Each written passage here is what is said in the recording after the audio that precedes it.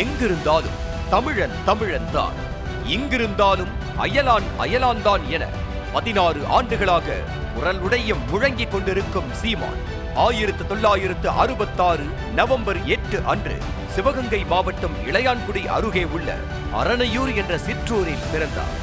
செந்தமிழன் அன்னம்மாள் தம்பதிக்கு மகனாக பிறந்த இவர் தனது சொந்த ஊரிலேயே 5ஆம் வகுப்பு வரை படித்தார். 6ஆம் வகுப்பு முதல் 10ஆம் வகுப்பு வரை ஹாஜி கே இப்ராஹிம் அலி மேல்நிலை பள்ளியிலும் +1 +2 இளையான்குடியிலும் படித்தார். அடுத்து அதே ஊரில் உள்ள ஜாகிர் ஹுசைன் கல்லூரியில் இளங்கலை பொருளாதாரத்தை நிறைவு செய்தார் சீமான். புத்தகம் சுமக்கும் காலங்கள் முடிந்தது. அடுத்து என்ன என்ற கேள்வி எழ சினிமா இயக்குனராக வேண்டும் என ஆசை உந்தி தள்ளியது. 1-2 ஆடைகளை தோள்பையில் திணித்துக் கொண்டு 1991 சினிமா கனவோடு சென்னை புறப்பட்டார். வந்து இறங்கியதும் வாய்ப்பு அவ்வளவு எளிதில் கிடைத்துவிடுமா என்ன? இயக்குனர் மணிவண்ணன், பாரதி ராஜா உள்ளிட்ட அப்போதைய டாப் இயக்குனர்களிடம் உதவி இயக்குனராக பணிபுரிந்தார். அவர்களிடம் கற்றுக்கொண்ட வித்தையை வைத்து 1996 பாஞ்சாலங்குறிச்சி திரைப்படத்தை இயக்கினார் சீமா. கிராமத்து பின்னணியை கொண்ட இந்த படம் மக்கள் மத்தியில் நல்ல வரவேற்பை பெற அடுத்தடுத்த 2 ஆண்டு இடைவெளிகளில் இனியவளே, வீர நடை ஆகிய திரைப்படங்களை இயக்கினார். ஆனால் அந்த படங்கள் நினைத்த அளவிற்கு போனியாகவில்லை. அதன் பிறகு 6 ஆண்டுகள் கழித்து நடிகர் மாதவனை வைத்து தம்பி என்ற படத்தை இயக்கினார். சமூக கருத்துகள் நிறைந்த இந்த படத்தில் புரட்சிமிக்க வசனங்கள் இருந்ததால் யார் அந்த இயக்குனர் சீமான் என சினிமா ரசிகர்களை உற்று நோக்க வைத்தது. இந்த படம் மக்கள் மத்தியில் மட்டுமல்ல, வணிக ரீதியாகவும் வெற்றி பெற்றது. தொடர்ந்து 2 ஆண்டுகளுக்கு பின்னர் சீமான் இயக்கிய வாழ்த்துகள் படத்தில் ஒரு இடத்தில் கூட ஆங்கில வார்த்தைகளை பயன்படுத்தாமல் எடுத்து அசத்திய சீமான் திரைத்துறையில் மற்றும் ஒரு முத்திரையை பதித்தார். அதன் பிறகு பள்ளிக்கூடம், மகிழ்ச்சி, மாயாண்டி குடும்பத்தார், பொறி, எவனோ ஒருவன், தவம் உள்ளிட்ட படங்களில் நடித்த அவர் மாயாண்டி குடும்பத்தார் படத்தில் பாடல் ஒன்றை தானே எழுதி பாடியும் இருந்தார். இப்படி திரைத்துறையில் வெற்றியும் தோல்வியும் கலந்து ஏதோ செய்து கொண்டிருந்தாலும் அதே காலகட்டத்தில் சாதி ஒழிப்பை மையமாக வைத்தும் பெரியாரிய கொள்கைகளை கொண்டும் சீமான் திராவிடர் இயக்க மேடைகளில் பேசியதை கேட்க ஆட்கள் கூட்டம் கூடியது. ஏற்கனவே சீமானின் தந்தை செந்தமிழன் தீவிர காங்கிரஸ் தொண்டராக இருந்ததால் அதனை பார்த்து வளர்ந்த சீமானுக்கு தனது பள்ளி பருவத்திலும் கல்லூரி காலத்திலும் திராவிட இயக்க சிந்தனைகள் எட்டி பார்த்தன. அதனாலேயே தனது நோட்டு புத்தகத்தில் கூட உதயசூரியன் படத்தையே ஒதுக்க விட்டு ரசித்தாராம். அதோடு அரும்பு மீசையும் எட்டி பார்க்க திராவிட இயக்க வரலாறுகளை எல்லாம் பெரியவர்கள் போன்று நண்பர்களுடன் படிக்கும் காலத்திலேயே சேர்ந்து விவாதித்துள்ளாராம். அடுத்த சில ஆண்டுகளிலேயே மேடைகளில் பெரியாரிய கொள்கைகளை பேச சீமானின் பேச்சு முன்னாள் முதல்வர் கருணாநிதியின் காதில் விழுந்துள்ளது. அதனால் கருணாநிதியின் அன்பு பார்வை சீமான் மீது விழ கோபாலபுரம் இல்லத்திற்கு அடிக்கடி சென்று வரும் அளவிற்கு செல்வாக்கும் பெற்றார். அதன் விளைவாக 2006 சட்டமன்ற தேர்தலில் திமுகவை ஆதரித்து பிரச்சாரம் செய்த சீமான் 2008 இலங்கை அரசுக்கும் விடுதலை புலிகளுக்கும் இடையே போர் நிகழ்ந்த காலகட்டத்தில் பிரபாகரனை சந்தித்து பேசியதாகவும் ஒரு தகவல் வெளியானது. இலங்கை உள்நாட்டு போரில் ஏராளமான தமிழர்கள் கொல்லப்பட்ட போது அதற்கு எதிராக தீவிரமாக பேச தொடங்கிய சீமான் எப்படியாவது புலிகள் இயக்கத்திற்கு உதவ வேண்டும் என்பதற்காக கருணாநிதியையும் சந்திக்க முயற்சி செய்தார். அந்த முயற்சிகள் வீணாகியதால் திமுக மீது சீமானுக்கு கடும் அதிருப்தி ஏற்பட தொடங்கியது. இதனிடையே நீ என் மீனவனை அடித்தால் உன் மாணவனை நான் அடிப்பேன் என கூறியதாலும் விடுதலை புலிகள் அமைப்பிற்கு ஆதரவாக பேசியதாலும் திமுக ஆட்சியில் சீமான் மீண்டும் மீண்டும் கைது செய்யப்பட்டார். 2008 இறுதியில் ஈழப்போர் உச்சத்தில் இருந்த காலகட்டத்தில் தமிழ் திரையுலகினர் சேர்ந்து ராமநாதபுரத்தில் கண்டன ஆர்ப்பாட்டம் நடத்தினர். அதில் சீமான் பேசிய 10 நிமிட உரை இணையதளங்கள் பெரிய அளவில் இல்லாத காலகட்டத்திலேயே பெரிய தாக்கத்தை ஏற்படுத்தியது. அவரது பேச்சை நேரலையில் பார்த்த இளைஞர்கள் சீமானை பின்தொடர ஆரம்பித்தனர்.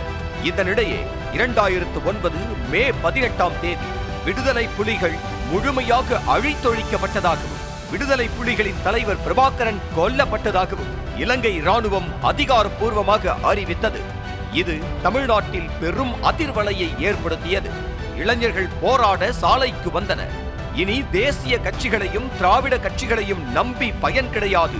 நமக்கென்று ஒரு படை கட்டுவோம், நமக்கான உரிமைகளை நாமே மீட்டெடுப்போம் என்று முடிவு செய்து 2010ஆம் ஆண்டு மே 18ஆம் தேதி ஏற்கனவே சீபா ஆதித்தனரால் தோற்றுவிக்கப்பட்ட நாம் தமிழர் கட்சியை மீட்டுருவாக்கம் செய்து நாம் தமிழர் கட்சியாக அதிகாரப்பூர்வமாக அறிவித்தார். ஈழ பிரச்சனையில் திமுகவை அறவே வெறுத்த சீமான் 2011 சட்டமன்ற தேர்தலில் அதிமுகவிற்கு ஆதரவாக பிரச்சாரம் மேற்கொண்டார். திமுக காங்கிரஸ் கூட்டணியை வீழ்த்தும் நோக்கில் இலை மலர்ந்தால் ஈழம் மலரும் என்ற ஒற்றை வாசகத்தை ஒலித்தார் சீமான். அதற்கு ஏற்றாற் போல அந்த தேர்தலில் அதிமுக தான் ஆட்சி கட்டிலும் அமர்ந்தது. இதனைத் தொடர்ந்து 2014 நாடாளுமன்ற தேர்தலிலும் திமுக காங்கிரஸ் கூட்டணியை தீட்டுவென தீட்டியே பிரச்சாரம் மேற்கொண்டார். ஆனால் திராவிட கட்சிகள் தமிழகத்தின் நலனை முழுமையாக பாதுகாக்கவில்லை. அவர்கள் திராவிடம் என்ற பெயரில் தமிழர்களின் அடையாளத்தையே மறைக்கிறார்கள் என குற்றம் சாட்டிய சீமான் திராவிட கட்சிகளுடன் கூட்டணி அமைத்து அவர்களின் நிழலில் அரசியல் செய்வதை விட தனித்து போட்டியிட்டு 50 ஆண்டுகால திராவிட ஆட்சியை மாற்ற வேண்டும் என அதிமுக ஆதரவிலிருந்தே பின்வாங்கினார். அதற்கு பின்னர் தமிழ் தேசியம் என்ற அரசியலை மையப்படுத்தி தனித்து போட்டியிடுவது என்ற முடிவில் உறுதியான சீமான் 2016 தேர்தலில் 234 தொகுதிகளிலும் முதல் முறையாக தனித்து களமும் கண்டார். 2016 தேர்தலில் நதகவிற்கு இரட்டை மெழுகுவர்த்தி சின்னம் கிடைத்தது. ஒரு மெழுகுவர்த்தி திமுகவை அழிக்க, மற்றொரு மெழுகுவர்த்தி அதிமுகவை அழிக்க நாம் தமிழர் கட்சி மெழுகுவர்த்தி தரும் வெளிச்சம் போல என சீமான் கர்ஜித்த கடலூர் உட்பட 234 தொகுதிகளிலும் தோல்வியடைந்தாலும் 1.1% வாக்குகளை பெற்றது. தொடர்ந்து 2019 நாடாளுமன்ற தேர்தலில் 40 தொகுதிகளிலும் போட்டியிட்டு 3.87% வாக்குகளை பெற்றது நாம் தமிழர் கட்சி. இது தோல்விதான் என்றாலும் வாக்கு வங்கியை பொறுத்தவரை முன்னேற்றம்தான். அதனால் சீமானுக்குமே சற்று மகிழ்ச்சிதான். அடுத்து 2020 நடைபெற்ற தமிழக உள்ளாட்சி தேர்தலில் கன்னியாகுமரியில் ஒரே ஒரு ஒன்றிய குழு உறுப்பினர் பதவியை பெற்றது நதக.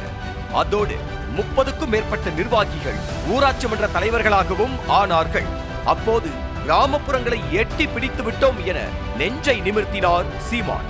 தொடர்ந்து 2021 சட்டமன்ற தேர்தலில் கரும்பு விவசாயி சின்னத்தில் 234 தொகுதிகளிலும் களமிறங்கிய நதக 6.7% வாக்குகள் பெற்று 3வது பெரிய வாக்கு வங்கி உடைய கட்சியாக தலை தூக்கியது.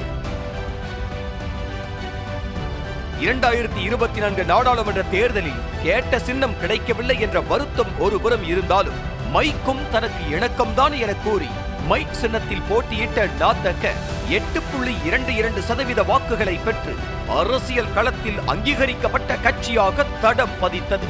தன்னுடைய முகத்தையே சின்னமாக வரைந்து ஏற்களப்பை சுமந்து கொண்டு நிற்பது போல வடிவமைத்து ஏற்களப்பை சுமக்கும் விவசாயி என தனது சின்னத்தை மகிழ்ச்சியுடன் அறிவித்த சீமான் அதே குஷியிலேயே 2026 தேர்தலை எதிர்கொள்ளவும் ஓராண்டுக்கு முன்பே பணிகளில் இறங்கிவிட்டார்.